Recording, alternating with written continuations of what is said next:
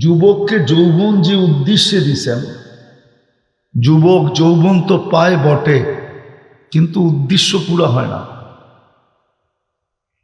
অথচ যৌবন যদি বাজারে কিনতে হইতো, তাহলে দুনিয়া বুঝতো যে যৌবনের দাম কত। এতটুক বোঝানো যেতে পারে, সমগ্র জগতের সম্পদ যদি একদিকে করা হয় আর এক যুবকের যৌবন যদি একদিকে করা হয়, তো যুবকের যৌবনের দাম বেশি। কসম খোদার দাম বেশি। দুনিয়ার কোথাও যৌবন পাওয়া যায় না, না কলিকাতা হারবালে পাওয়া যায়, না মডার্ন হারবালে পাওয়া যায়, না চাইনিজ হারবালে পাওয়া যায়, না আমেরিকান হারবালে পাওয়া যায়। যার কাছে নাই ও জানে কি নাই। তৃতীয় লিঙ্গ দেখলে বোঝা যায় যে যৌবন কত দামি। তৃতীয় লিঙ্গ বোঝেন তো না? বোঝো না? বোঝো যুবকরা, বোঝো তৃতীয় লিঙ্গ?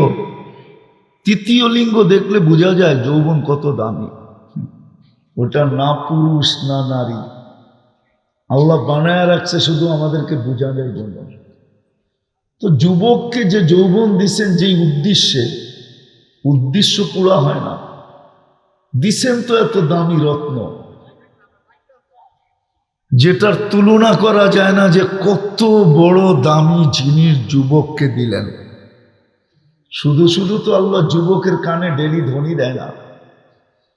যুবকের কানে কিন্তু আল্লাহ ডেলি ধ্বনি দেয়। ধ্বনি, ধ্বনি বোঝো? আওয়াজ দেয়, আওয়াজ। শাবাব লা ইয়াকুলুকা শাবাব। যুবক যৌবন যেন তোকে বিমুখ না করে, নিমক হারাম না বানায়, অকৃতজ্ঞ না করে। কাম্মিন সাব সাবা কাকা ইলাল মাউত।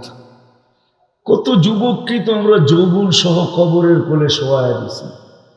ইচ্ছা করলে তোমাকেও শোয়ায় দিতে পারি। শুধু ইচ্ছা করতে দেরি, তুমি শুইতে দেরি করবে না। একদিকে আল্লাহর ইচ্ছা হবে, আরেকদিকে যুবক মাটির নিচে যায় শুয়ে পড়বে। ইদা আরাদা শাইয়ান আইয়াকুল লাহু কুন ফায়াকুন। শুধু কোন বলতে দেরি। তো কথা এখান থেকে চলতেছিল যে দিনই কথা শুনি তো বটে, কিন্তু উদ্দেশ্য তো পুরো হয় না। রং তো শরীরে আসে না, রং আসে না। না, মানুষ কিছু জিনিস আছে রং ছাড়া কিনে না। দুনিয়ায় সবচেয়ে বেশি দাম রঙের বাহার। রঙেরই বাহার কোনটা? রঙেরই বাহার, ঠিক না? কি আপনারা বুঝবেন না? যুবকরা বুঝবো। 14 তারিখে যে ফুল নিয়ে ঘোরো, রং দেখেই তো ঘোরো, ঠিক না? কি খালি ফুল নিয়ে ঘোরে নাকি? আবার হোটেলে নিয়ে খাওয়ায়ও, আবার পার্সেলও দিয়া দেয়, ঠিক না? আস্তে আস্তে আবার পার্সেলও দিয়া দেয়, ঠিক না? পারে না কিচেনে যায়া কলিজাটা বাহির করে বুনা করে খাওয়াইতে? ওটা পারলে ওটাও করতো। তারপরও যদি একবার লেখা দেয় আই ডট ডট ইউ, ঠিক না? রং দেখেই তো, ঠিক না? নাহলে আর কি আছে? মানুষের ভিতরে আছে কি? মনে উঠলো এই জন্য বলতেছি। মালিক ইবনে দিনারের নাম শুনছে কিনা জানি না এই এলাকার নাম। মানুষ বহুত বড় আল্লাহওয়ালা ছিলেন। আল্লাহওয়ালা তো ছিলেন না, আল্লাহওয়ালা হয়েছেন আর কি।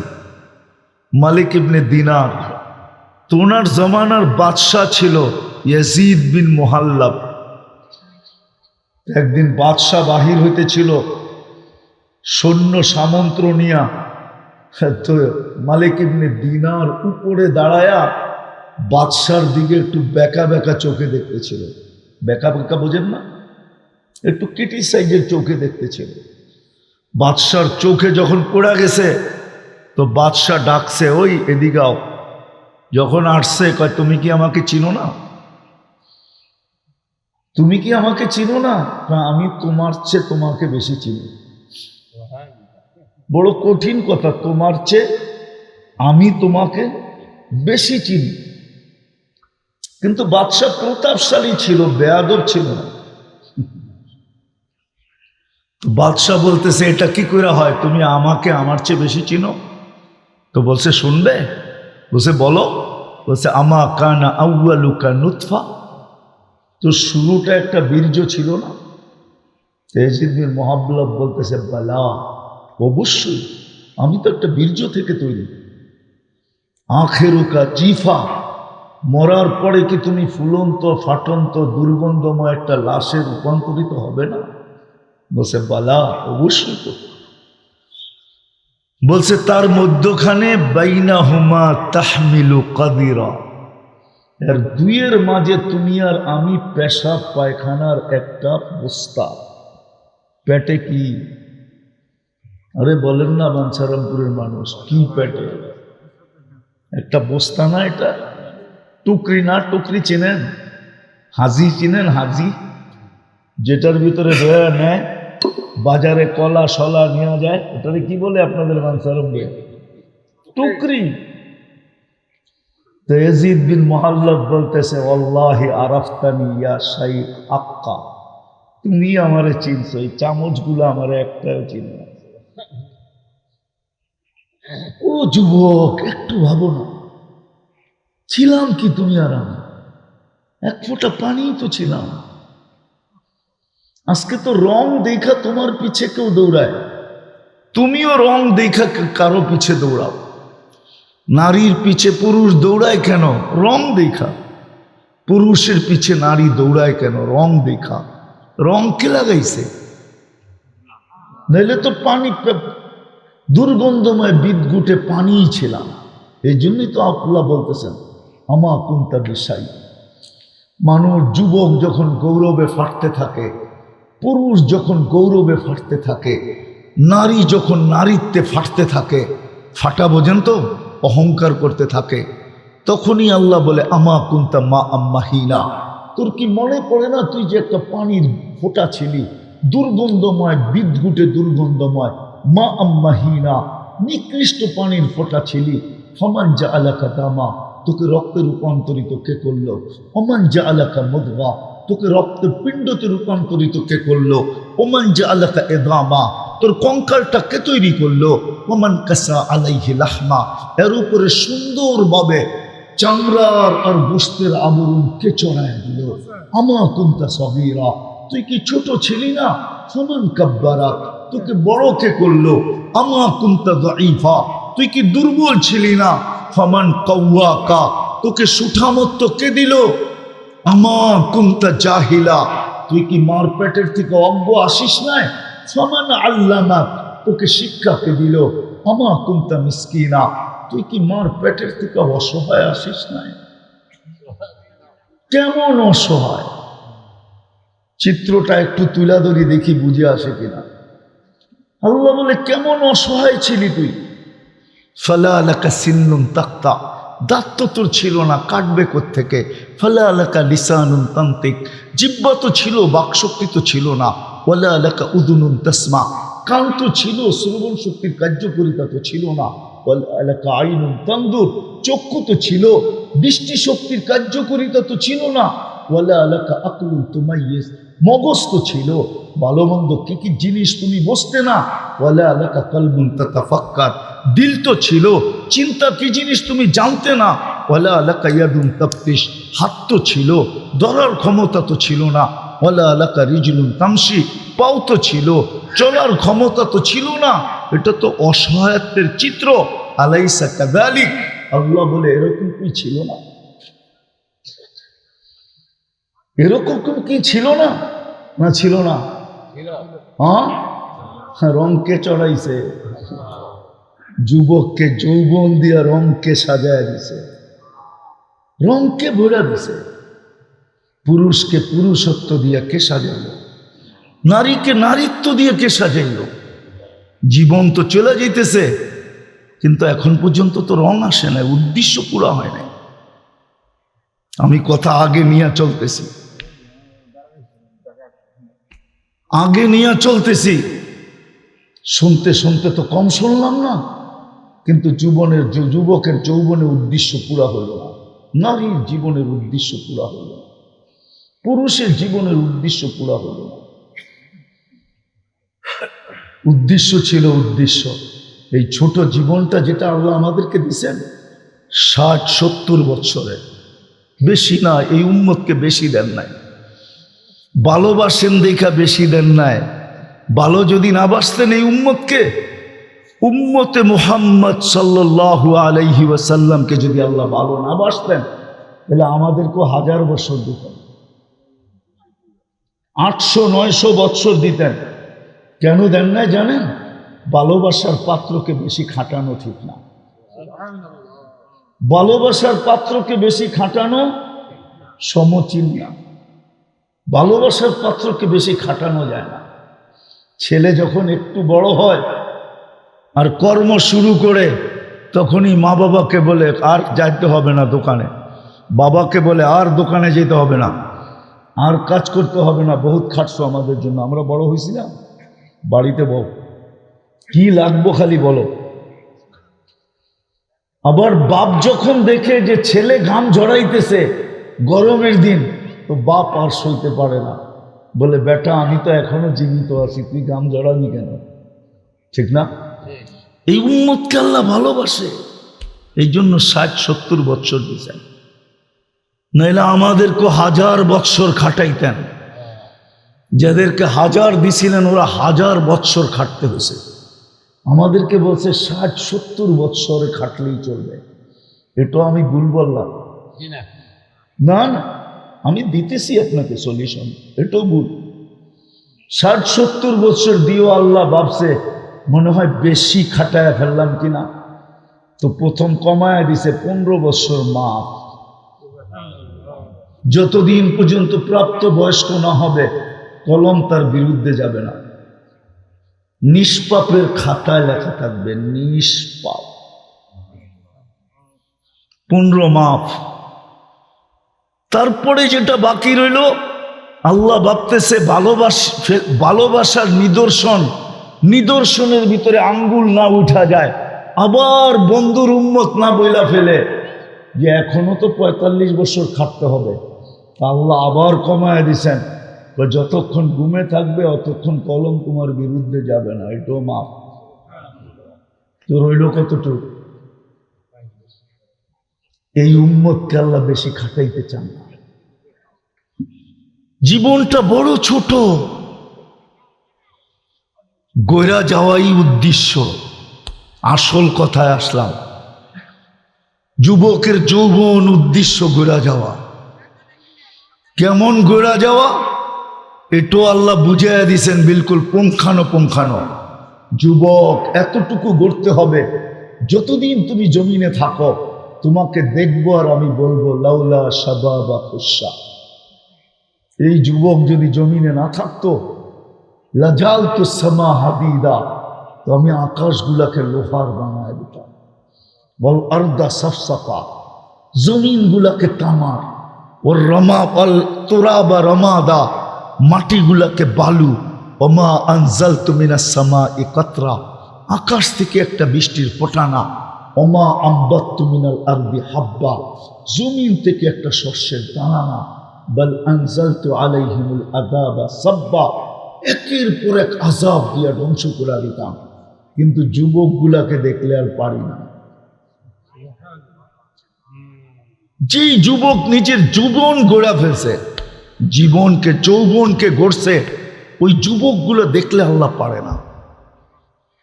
এরকম মা বোনও আছে যাদেরকে দেখলে আল্লাহ শাস্তি দিতে পারে না, পুরুষও আছে। তো আমাদের জীবনটা ছোট, কিন্তু কথা লম্বা হবে না, কিন্তু 10টা বাজতে চলছে, তো হয়তো উর্ধে 11টা পর্যন্ত হবে, 10:30, 11টা পর্যন্ত, এর বেশি কথা হবে না। এই জন্য মনোযোগ দিয়া দাঁড়ায় আসি। বসার সুযোগ যখন আসে, বৈশা কথা শুনলে যতটুকু দিলে গাঁদবে, দাঁড়ায়া শুনলে এতটুকু গাঁদবে না।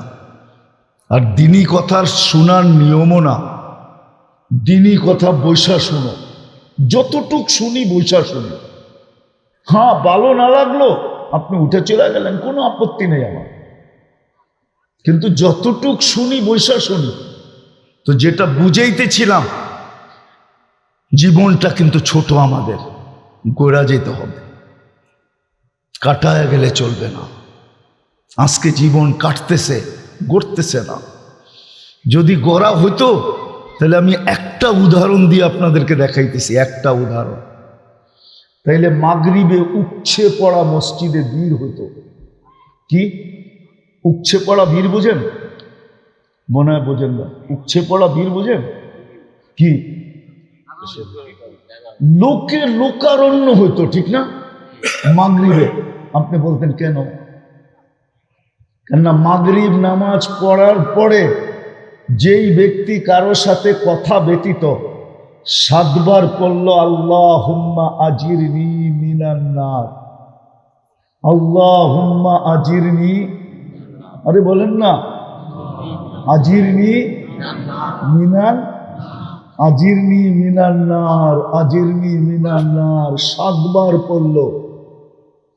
সকালের আগে যদি মৃত্যু হইল তাহলে মৌতটা শাহাদাতের হবে। 1 নম্বর, দুজক থেকে মুক্তি মিলবে।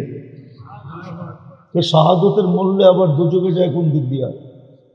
দুজক থেকে মুক্তি মিলবে, জান্নাতে ঢুকার প্রবেশপত্র হাতে লাগবে।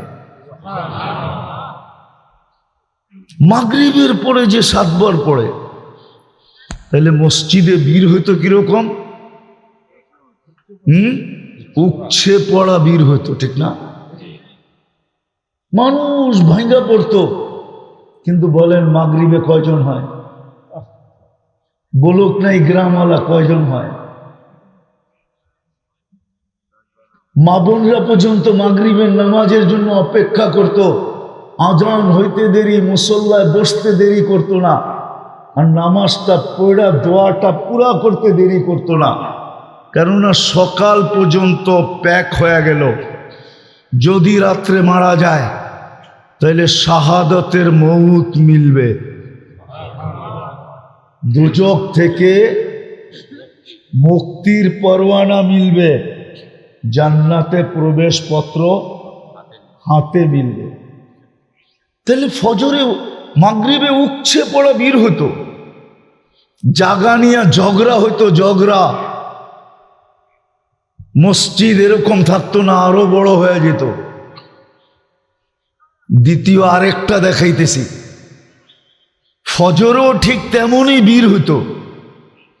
কেননা ফজরের নামাজ পড়া যে আবার 7 বার পড়বে আল্লাহুম্মা আজিরনি মিনান নার, সূর্য ডুবার 1 সেকেন্ড আগেও যদি মারা যায়, 1 সেকেন্ড আগে, তাইলে এই 3টা জিনিস মিলবে: শাহাদাতের মৌত, দোজক থেকে নিষ্কৃতি, জান্নাতে ঢোকার প্রবেশপত্র।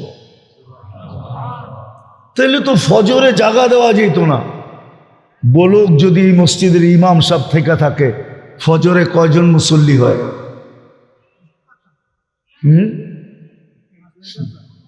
আরেকটা মজার কথা শোনাবো। যদি ফজরে এরকম জুমার মতো উপছে পড়া ভিড় হতো, তাহলে মুসলমানদের আজকে যেই দুর্দশা, দুনিয়াতে এই দুর্দশা কোনোদিন মুসলমান চোখে দেখতো না। আমি প্রমাণ দিতেছি, যে পড়ে বলেন।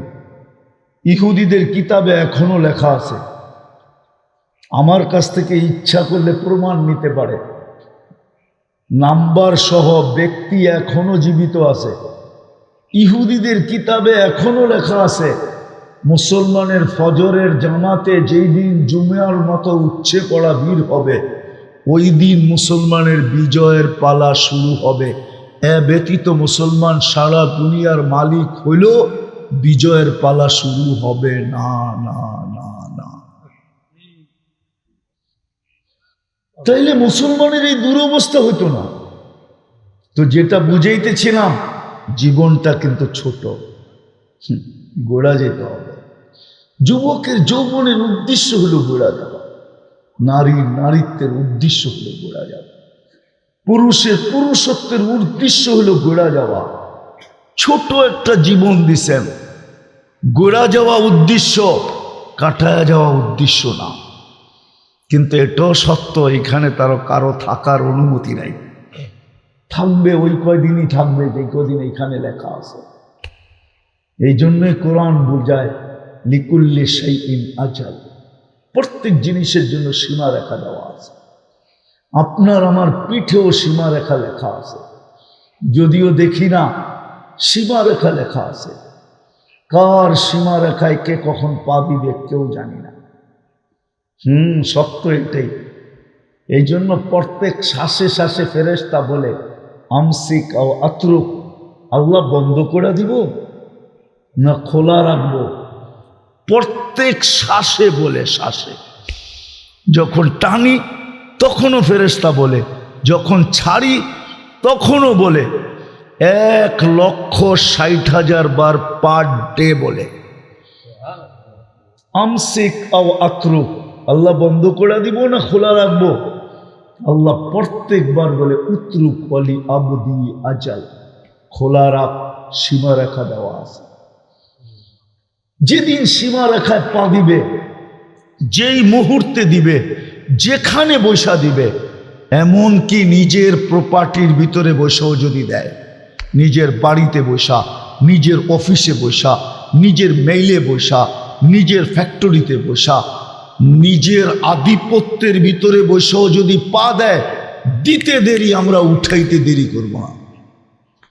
যদি বলে প্রতিবন্ধকতা, তো কোরআন বলছে ওয়ালাউ ফি বুরুজিন মুশাইয়্যাদা, তুমি যত প্রতিবন্ধকতাই সৃষ্টি করো না কেন, কোনো প্রতিবন্ধকতা আমাদের জন্য প্রতিবন্ধকতা না। আমরা তোমাকে উঠায় নিয়ে আসবো।